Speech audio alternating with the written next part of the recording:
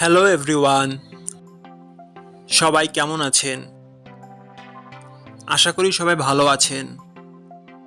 বন্ধুরা, আমরা সবাই জানি যে টাকার রেট ভিন্ন ভিন্ন।